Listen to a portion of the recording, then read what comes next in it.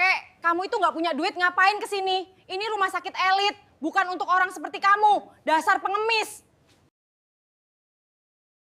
Hatinya seakan runtuh saat kakek Sukirman mendengar kata-kata kasar itu. Penampilannya yang lusuh menjadikan dirinya diusir. Padahal niatnya mau berobat di rumah sakit karena kondisinya yang semakin melemah. Namun di balik hinaan ini, ternyata kakek Sukirman menyimpan rahasia besar dari Rumah Sakit Medika Utama. Bagaimanakah perjalanan kakek Sukirman mencari keadilan? Sahabat semuanya, sebelum kita lanjutkan cerita ini, silahkan tulis di kolom komentar dari mana sahabat menonton video ini. Jangan lupa bantu support channel ini dengan klik tombol subscribe, like, dan share. Semoga kebaikannya dibalas dengan kemudahan dan dikabulkan semua hajatnya. Amin ya robbal alamin. Langit kota tampak kelabu pagi itu. Awan menggantung rendah di atas gedung-gedung tinggi yang berjajar kaku, seolah ikut memendam sesuatu yang berat. Di tengah riuhnya lalu lintas dan deru kendaraan yang tak pernah lelah, berdirilah sebuah bangunan megah yang menjulang seperti istana. Rumah Sakit Medika Utama, dinding kaca berkilau, dan logo emas menyala di puncaknya. Orang-orang berlalu lalang di pelatarannya. Ada yang tergesa membawa map hasil tes, ada pula yang terduduk lesu menanti kabar dari ruang operasi. Di lobi utama, para petugas berjaga dengan raut datar. Semua terasa begitu biasa. Seorang pria tua berjalan tertatih melewati gerbang besi rumah sakit itu. Langkahnya pelan, nyaris terseret, pakaiannya lusuh, robek di beberapa bagian, kaos kaki hanya sebelah, dan sandal jepit di kakinya sudah kehilangan bentuk. Tubuhnya membungkuk dalam, seperti menanggung beban bertentan di punggung. Tangannya bergetar, menggenggam selembar kertas yang sudah lecek. Wajahnya pucat, penuh keriput, dan peluh bercucuran dari pelipisnya. Meski angin pagi cukup dingin, tak ada yang menyambut, tak ada yang bertanya. Beberapa orang yang melihatnya menyingkir pelan, seolah takut tertular penyakit, hanya karena melihat penampilannya. Seorang ibu yang duduk di kursi tunggu langsung menarik anaknya mendekat dan berbisik, "Jangan dekat-dekat, itu pengemis." Dua remaja yang duduk tak jauh dari sana malah tertawa kecil sambil mengarahkan kamera ponsel mereka. Lihat tuh, ngemis di rumah sakit elit," bisik salah satunya. Kakek itu tetap berjalan, napasnya mulai berat. Setiap langkah seperti menorehkan rasa sakit di dada dan tulangnya yang rapuh. Ia mencoba masuk ke ruang instalasi gawat darurat. Di meja pendaftaran, seorang wanita muda dengan seragam rapi dan wajah kaku menyambut tanpa senyum. "Selamat pagi, Pak. Ada yang bisa dibantu?" tanyanya. Namun nada suaranya datar. Kakek itu berusaha bicara, tapi suaranya nyaris tak terdengar. Hanya isyarat tangan dan helaan napas yang berat. Ia menyerahkan kertas dari genggamannya. Ternyata surat rujukan dari klinik kecil di pinggir kota. Petugas itu memandangnya sekilas, lalu menoleh ke arah surat tersebut.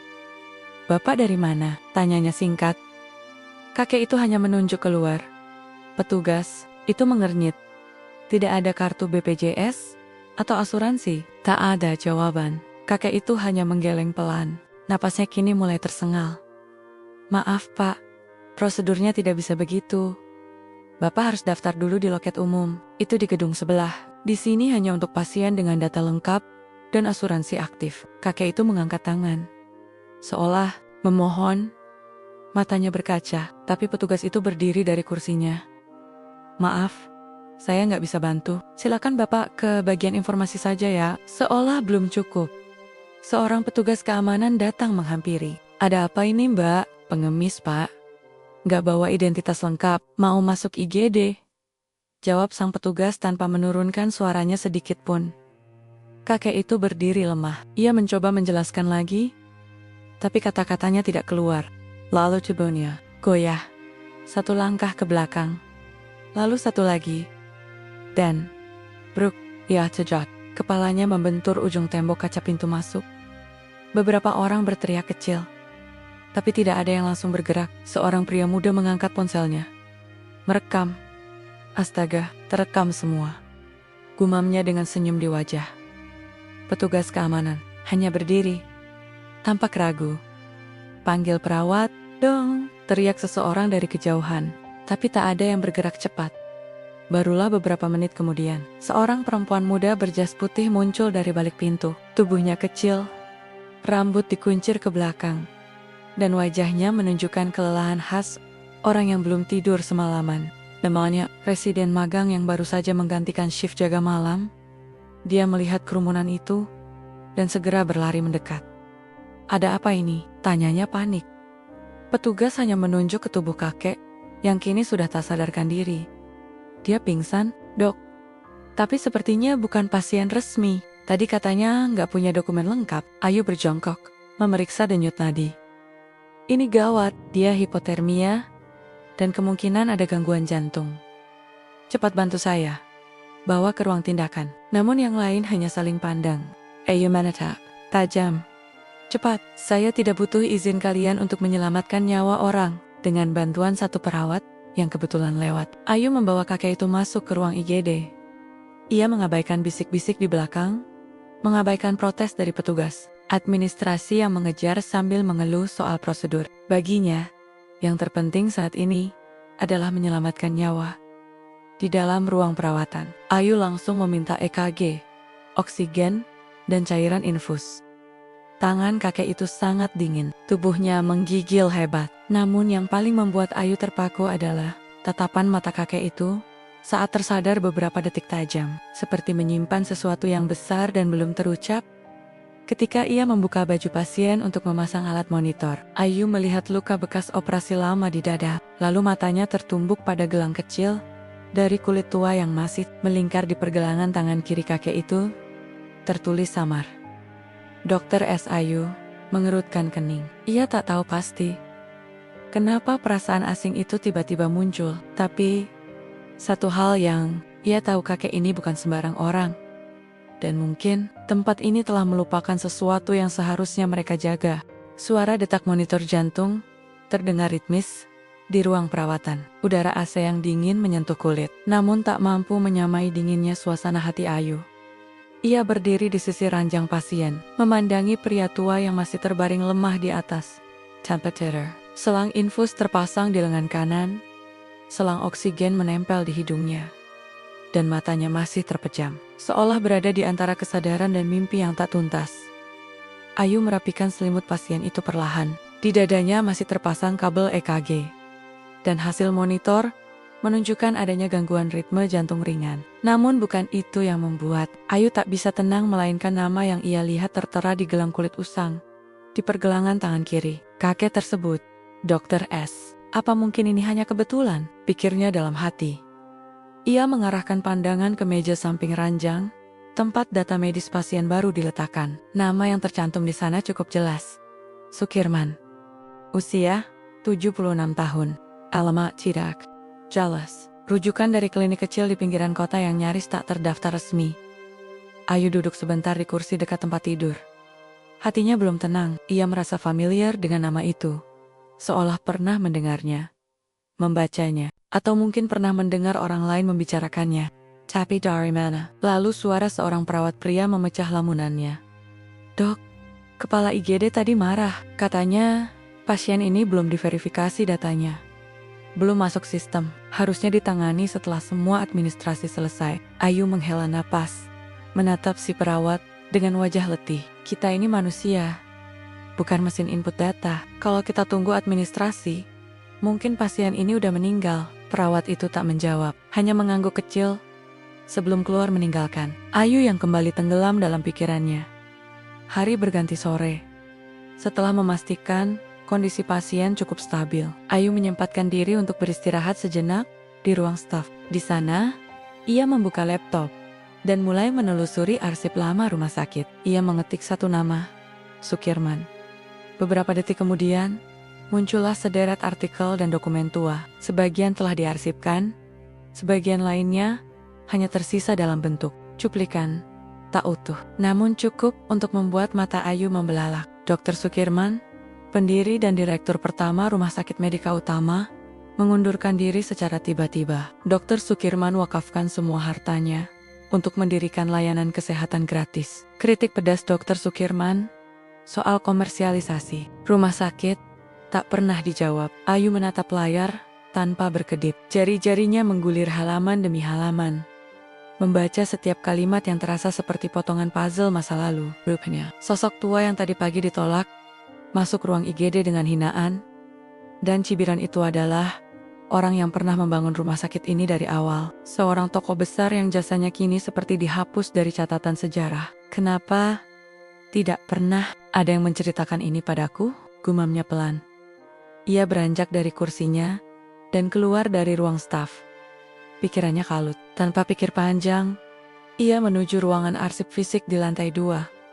Tempat dokumen-dokumen lama masih disimpan. Ia menemukan satu kotak berlabel direksi lama tahun 2003. Di dalamnya tersimpan foto-foto hitam putih, berkas pengajuan izin pendirian rumah sakit, hingga makalah berisi konsep layanan gratis yang ditulis tangan. Di salah satu foto, tampak seorang pria paruh baya dengan jas putih berdiri di tengah-tengah bangunan rumah sakit yang masih dalam proses pembangunan. Wajahnya bersih, tatapannya penuh harapan. Di bawah foto itu tertulis, Pores Mien Avel, Dr. Sukirman. Menelan ludah, ia kembali menatap layar ponselnya yang masih menyala, menampilkan wajah kakek tadi pagi yang sempat ia foto untuk keperluan pencatatan pasien. Kini ia bisa memastikan itu orang yang sama.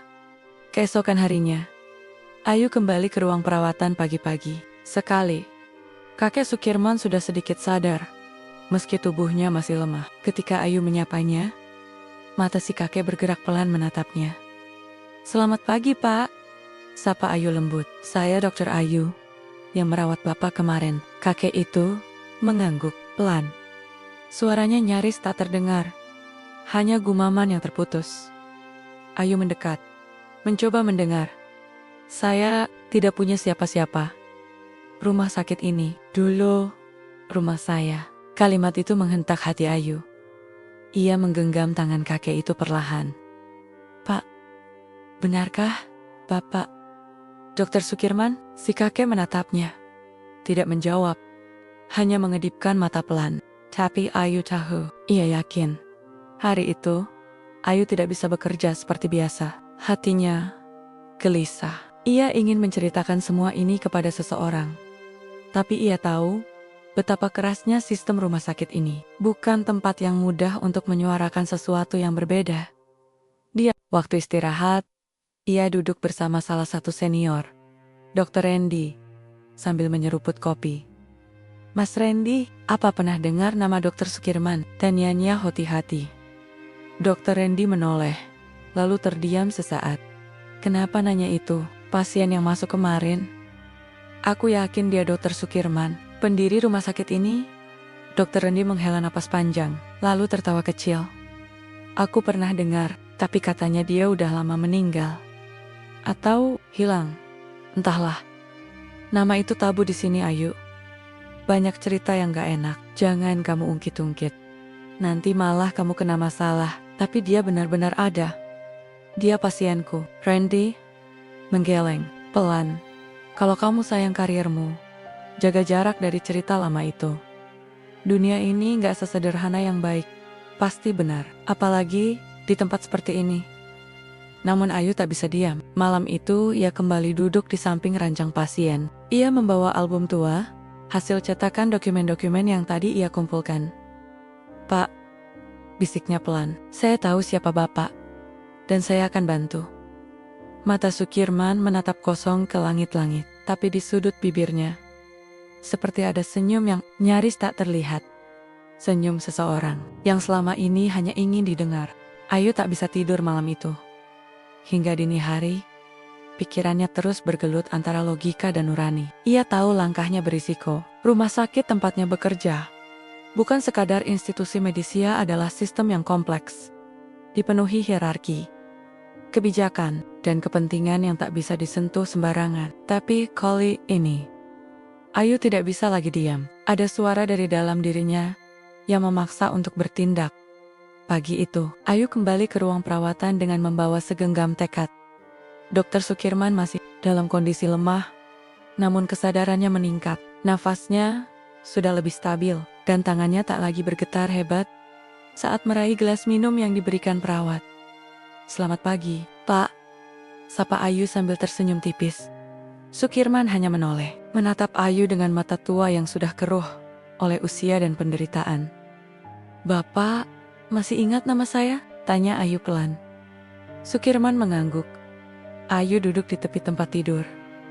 "Saya sudah baca tentang Bapak, tentang rumah sakit ini, tentang semua yang Bapak perjuangkan." Tak ada kata-kata dari Sukirman, tapi air mata menggenang di sudut matanya. Ayu tahu, luka yang ia bicarakan bukan luka baru ya, sudah membusuk di dalam. Tertanam selama bertahun-tahun, luka yang ditinggalkan oleh dunia, yang perlahan melupakan. Hari itu, Ayu mulai mengumpulkan keberanian. Ia kembali ke ruang arsip, menggali lebih dalam catatan sejarah rumah sakit. Dari dokumen-dokumen lama, ia menemukan konsep awal pendirian rumah sakit ini. Visi dan misi tertulis tangan oleh Dr. Sukirman sendiri, pelayanan untuk semua golongan, tanpa syarat kekayaan maupun status. Ada lembar-lembar laporan keuangan awal, bukti bahwa sebagian besar dana pembangunan rumah sakit berasal dari penjualan aset pribadi milik Dr. Sukirman. Sebuah rumah mewah di kawasan elit, beberapa hektar tanah, dan surat berharga lainnya. Semuanya dijual dan diwakafkan atas nama pelayanan kesehatan. Namun dokumen-dokumen berikutnya menunjukkan perubahan yang mencurigakan. Beberapa tahun setelah Dr. Sukirman mundur dari jabatannya secara tiba-tiba dan tanpa penjelasan publik status, rumah sakit berubah dari yayasan berbasis wakaf menjadi lembaga swasta komersial milik keluarga besar, salah satu pejabat rumah sakit. Visi idealis diganti dengan orientasi profit, dan nama Dr. Sukirman menghilang dari semua catatan publik. Ayu bergidik membaca akta perubahan tersebut. Ia merasa seolah menyaksikan pengkhianatan besar terhadap sejarah. Sore harinya, Ayu memberanikan diri mendatangi salah satu perawat senior yang sudah lebih dari 20 tahun bekerja di rumah sakit itu. Bu Rasti, wanita parubaya yang dikenal cerewet, tapi punya hati yang lembut. "Bu Rasti, boleh saya tanya sesuatu?" Bu Rasti sedang menyusun berkas pasien. Ia menoleh. "Tanya apa, Dok? Apakah Ibu kenal atau pernah mendengar tentang Dr. Sukirman?" Seketika, tangan Bu Rasti terhenti. Ia menatap Ayu dalam, lalu menghela napas panjang. "Dulu, dia orang yang sangat kami hormati, tegas, baik hati, dan sangat peduli sama pasien-pasien miskin. Kalau ada keluarga pasien yang gak mampu, beliau sendiri yang turun tangan, bahkan pakai uang pribadi." Ayu menelan ludah. "Lalu kenapa beliau menghilang?" Bu Rasti menunduk. "Kami nggak tahu pasti. Suatu hari, beliau diberitakan mundur karena alasan kesehatan. Tapi sejak itu, semuanya berubah. Nama beliau perlahan hilang. Ada perintah dari atasan agar semua dokumen atas nama beliau dipindahkan atau diarsipkan. Bahkan foto-fotonya diturunkan. Setelah beberapa tahun, seolah-olah beliau tidak pernah ada. Kenapa tidak ada yang protes? Kami hanya staf kecil, Dok, yang bersuara.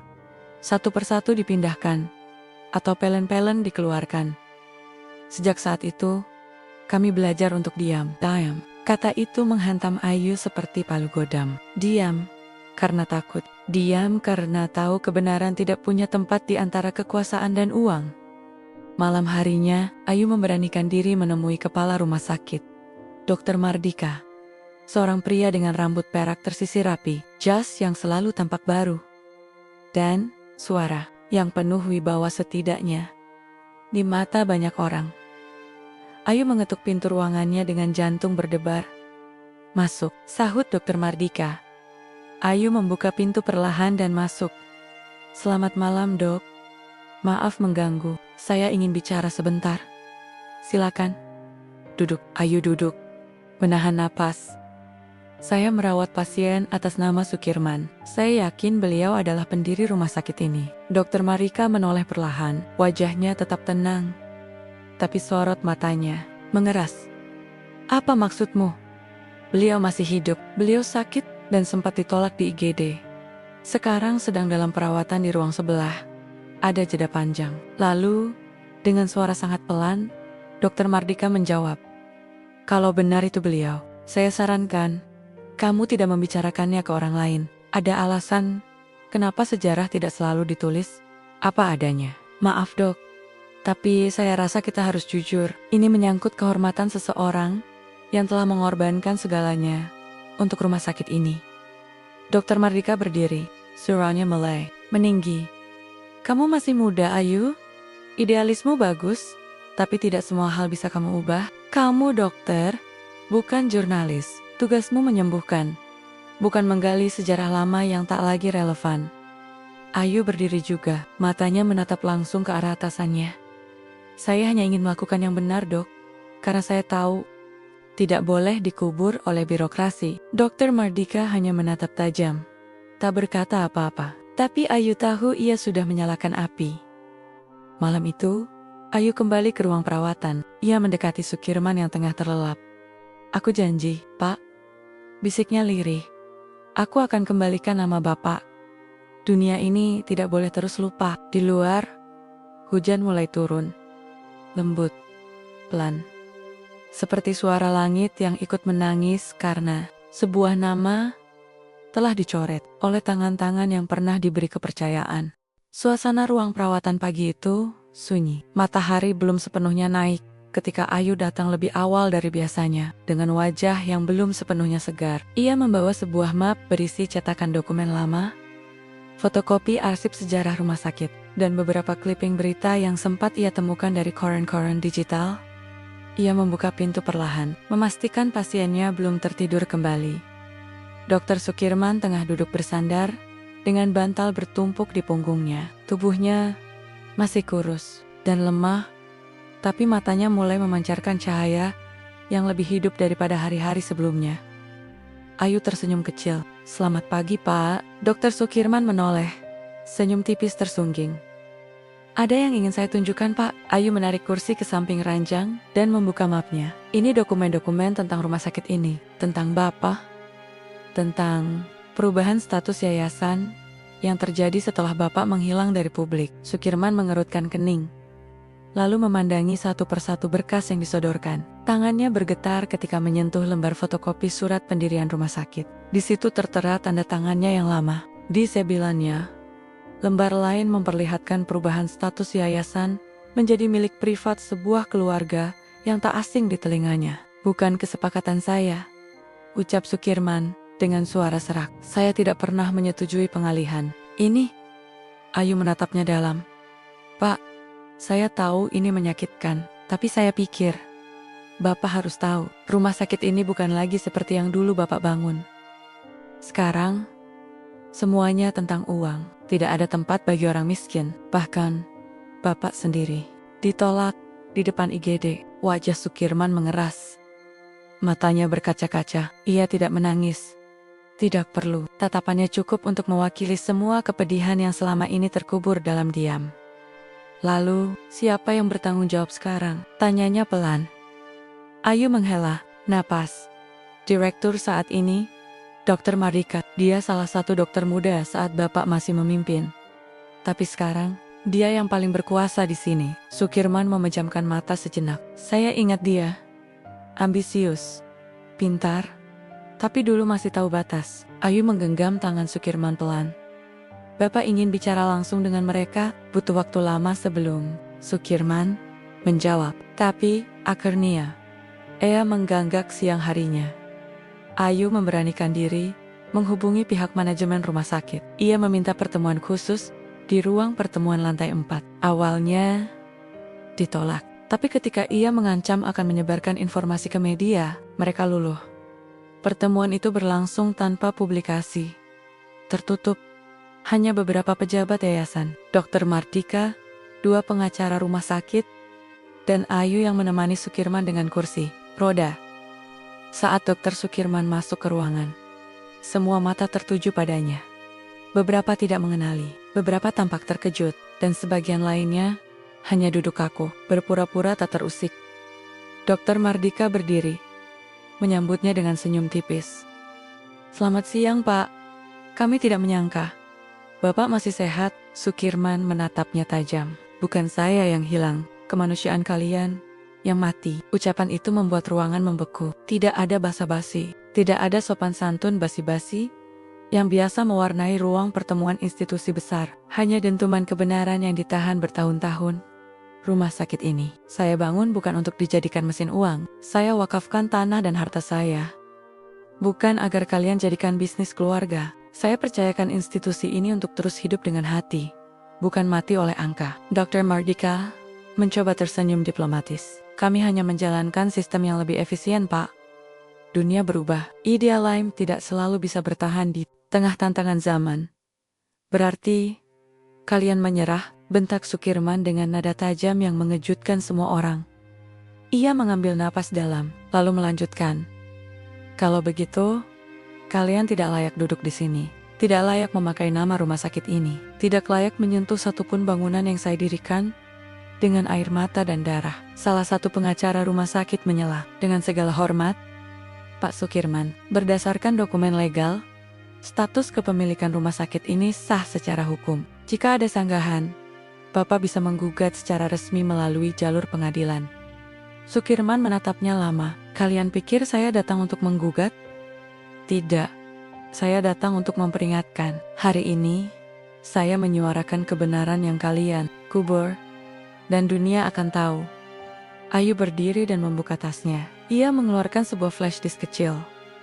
Di dalam ini, ada semua data, arsip lama, bukti perubahan yayasan yang dilakukan secara diam-diam, clipping berita yang kalian hapus dari rekam jejak digital, dan rekaman video kondisi Pak Sukirman ketika ditolak masuk IGD yang saya rekam sendiri. Apa?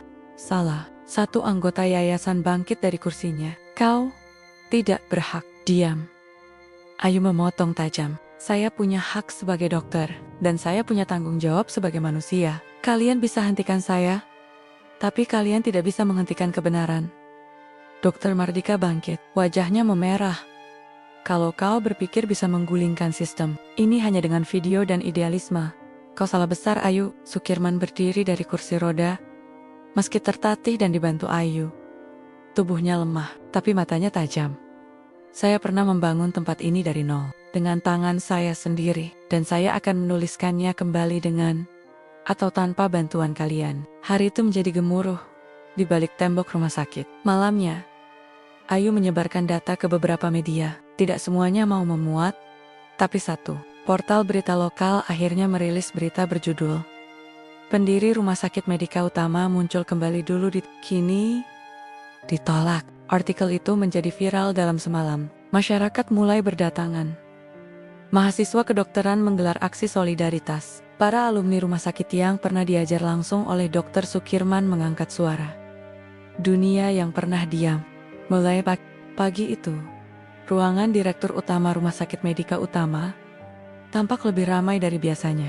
Beberapa anggota Dewan Pengawas Rumah Sakit hadir, lengkap dengan berkas-berkas yang tertumpuk di meja rapat. Di sisi lain ruangan, Dr. Mardika duduk gelisah, mengenakan jas putihnya yang kini terasa lebih berat dari biasanya. Sorot matanya menyiratkan kecemasan. Ia tahu apa yang dibawa Dr. Sukirman bukan sekadar ancaman reputasi ini bisa mengguncang seluruh fondasi rumah sakit. Sudah saya bilang dari awal, penghapusan program pasien miskin itu bukan keputusan saya seorang. Kami hanya menyesuaikan sistem dengan realitas keuangan rumah sakit, ujar Mardika, mencoba mempertahankan nada tenangnya. Namun wajah-wajah di sekitarnya menunjukkan ketegangan. Sebagian dari mereka mulai menyadari bahwa ketua yayasan pemilik rumah sakit, yang dulunya adalah Dr. Sukirman sendiri, ternyata tak pernah melepaskan haknya secara sah. Di luar ruangan, suasana juga tak kalah panas. Berita tentang insiden penolakan pasien miskin, yang ternyata adalah pendiri rumah sakit, mulai menyebar ke media sosial dan portal berita lokal. Video rekaman pasien yang mengejek Dr. Sukirman disandingkan dengan foto-foto lama saat ia menerima penghargaan sebagai tokoh kesehatan nasional, menyebar seperti api disiram bensin. Di salah satu koridor rumah sakit, Ayu, si residen magang, berjalan tergesa. Matanya lelah, tapi pikirannya masih penuh semangat. Ia baru saja mendapatkan akses ke dokumen arsip lama yang tersimpan di gudang bawah rumah sakit. Beberapa jam sebelumnya, ia meminta izin ke bagian administrasi untuk memeriksa dokumen-dokumen pendirian rumah sakit. Kalau benar kakek itu memang Dr. Sukirman, harusnya ada catatan peresmian rumah sakit atas nama beliau, gumamnya. membuka satu persatu bundel berdebu. Tiba-tiba, tangannya berhenti. Matanya terpaku pada sebuah map berwarna coklat tua. Di halaman depan tertulis, Akte Pendirian dan Pengelolaan Yayasan Kesehatan Medika Utama. Dibacanya pelan-pelan, lembaran demi lembaran. Di sana nama lengkap Dr. Sukirman sebagai pendiri sekaligus pemilik hak utama rumah sakit. Dengan catatan khusus, rumah sakit ini diwakafkan untuk kepentingan pelayanan masyarakat dan tidak boleh menghapus sistem pelayanan gratis bagi golongan tidak mampu. Jantung Ayu berdetak cepat. Ia tahu, ini bukan sekadar kertas tua. Ini adalah kunci. Sementara itu, di ruang perawatan kelas 3, Dr. Sukirman duduk di ranjangnya, mengenakan kaos putih longgar dan sarung abu-abu. Tubuhnya belum sepenuhnya pulih, tapi semangatnya membara. Di sampingnya, seorang wartawan dari stasiun televisi lokal duduk dengan alat rekam menyala. "Kenapa Bapak baru muncul sekarang?" tanya sang wartawan. Dr. Sukirman menarik napas panjang, menatap langit-langit. "Ada masa dalam hidup saya ketika saya merasa sudah cukup. Saya menyerahkan semuanya, berharap orang-orang yang saya percayai bisa melanjutkan. Tapi kenyataan berkata lain. Mereka menjual nilai-nilai itu, menukarnya dengan angka dan keuntungan. Saya tidak datang kembali untuk kekuasaan. Saya datang untuk memperbaiki yang rusak." Jawabnya pelan, namun penuh ketegasan. Wawancara ditayangkan pada malam harinya dan menjadi viral keesokan pagi. Reaksi publik luar biasa. Tagar bertuliskan, "Kembalikan Medika Utama" dan "Dr. Sukirman" menjadi trending. Masyarakat mulai mengirimkan testimoni tentang betapa dulunya rumah sakit itu sangat peduli pada orang-orang kecil, dan bagaimana dalam beberapa tahun terakhir mereka merasa ditolak hanya karena tak mampu membayar. Keesokan harinya, Ayu membawa temuan dokumen asli itu ke hadapan Dewan Rumah Sakit sambil menunjukkan tenggel-tenggel sah dan tanda tangan notaris. Ia menjelaskan secara rinci bahwa Rumah Sakit Medika Utama telah melanggar amanat wakaf. Salah satu anggota dewan, seorang dokter senior bernama Dr. Sulastri, menatap Mardika tajam. "Ini bisa berujung pidana, Pak Mardika. Anda sadar itu?" ujarnya. Mardika pucat. Ia mencoba membela diri, namun jelas tak ada yang percaya lagi. Puncaknya terjadi 2 hari kemudian, ketika masyarakat yang dipimpin oleh beberapa LSM kesehatan menggelar aksi damai di halaman rumah sakit. Mereka membawa spanduk bertuliskan, "Kami datang untuk mengingatkan, bukan menghukum, dan pelayanan adalah hak, bukan barang dagangan." Di tengah kerumunan itu, kursi roda Dr. Sukirman didorong oleh Ayu. Perlahan, sosok tua itu mengangkat tangan, dan kerumunan hening seketika. Rumah sakit ini pernah dibangun bukan dari kekuatan uang, tapi dari semangat melayani, ucapnya lantang. "Saya hanya ingin itu kembali." Tak lama setelah itu, surat keputusan dari Kementerian Kesehatan pun keluar. Berdasarkan bukti sah dan desakan publik, jabatan Direktur Utama Rumah Sakit Medika Utama dicabut dari tangan Dr. Mardika dan dikembalikan kepada Dewan Pendiri, yakni Dr. Sukirman. Namun pria tua itu menolak. "Saya tidak ingin kembali duduk di kursi tinggi, tapi saya ingin memastikan rumah sakit ini kembali ke tujuan awalnya. Saya akan membentuk tim pengawas independen, dan mulai hari ini, pelayanan gratis untuk pasien miskin akan diaktifkan kembali," katanya. Suasana meledak dalam tepuk tangan dan haru. Beberapa perawat menunduk sambil menangis. Ayu hanya berdiri diam, matanya berkaca-kaca. Ia tahu, peristiwa ini bukan hanya tentang seorang dokter tua ini, tentang warisan, nilai, dan perjuangan yang tak pernah usang. Dan luka itu kini mulai sembuh. Suasana ruang rapat utama rumah sakit pagi itu tak seperti biasanya. Ruangan yang biasanya dipenuhi suara formal dan diskusi administrasi kini berubah menjadi tempat di mana napas orang-orang seolah tertahan. Di ujung meja panjang itu, duduklah seorang lelaki tua, bersorban tipis, dan mengenakan jas lusuh berwarna krem yang telah dijahit berkali-kali. Wajahnya tetap tenang, dengan kerutan di kening yang seperti menyimpan ribuan cerita. Dialah Dr. Sukirman. Di sekelilingnya, duduk para anggota Dewan Rumah Sakit, kepala-kepala divisi, dan beberapa perwakilan yayasan pengelola. Tak ada yang berani memulai percakapan. Bahkan, suara detak jarum jam di dinding pun terdengar begitu jelas. Baiklah. Suara Dokter Sukirman akhirnya memecah keheningan. Saya tidak datang ke sini untuk meributkan jabatan, bukan pula untuk membalas perlakuan kalian. Saya hanya ingin rumah sakit ini kembali pada nilai-nilai awalnya. Melayani yang membutuhkan, bukan menindas yang tak mampu. Beberapa anggota dewan mulai bergumam pelan, saling berbisik. Ada yang merasa bersalah, ada yang justru terlihat defensif. Dengan segala hormat Pak Sukirman, ujar seorang pria berkemeja putih yang duduk di sebelah kanan. Kami menghargai jasa Bapak.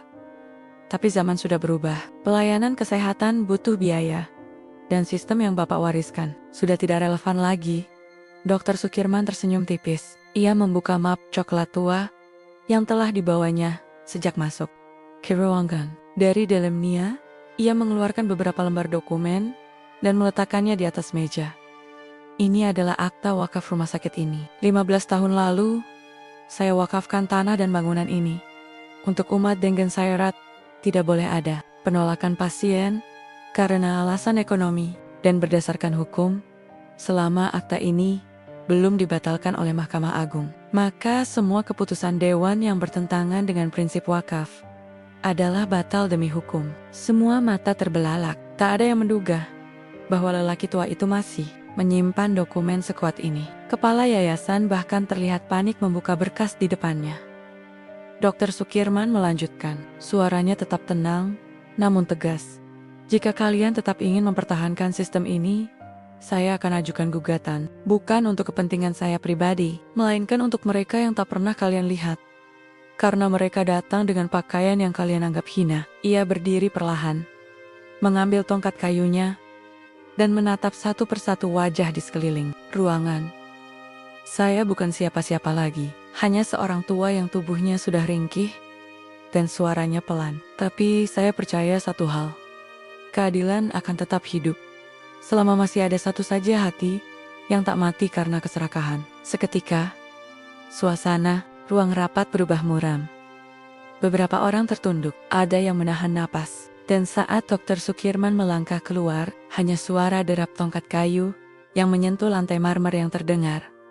2 minggu setelah pertemuan itu, rumah sakit besar itu mengeluarkan pengumuman mengejutkan. Sistem layanan gratis untuk pasien tidak mampu diaktifkan kembali dengan sistem yang diperbarui sesuai standar etika dan operasional. Nama Dokter Sukirman kembali dipasang di lobi utama. Sebagai pendiri dan tokoh kehormatan, media nasional pun ramai memberitakan kisah lelaki tua yang datang tanpa dikenali, hanya untuk menyelamatkan kembali rumah sakit yang ia bangun dulu dengan keringat dan pengabdian.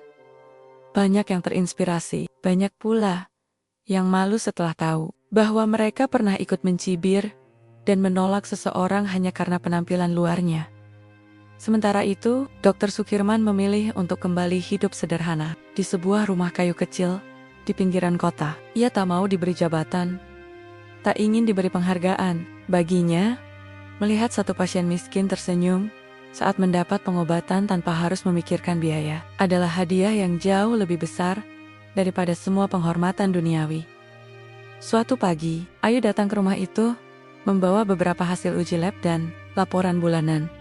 Pak, hasilnya bagus, sistem baru sudah berjalan. Kami bahkan mendapat donasi dari beberapa pihak setelah cerita Bapak viral. Dokter Sukirman hanya tersenyum. Ia menatap ke kejauhan, memandangi langit yang mulai menguning oleh sinar matahari. Tak ada sistem yang sempurna, Ayu.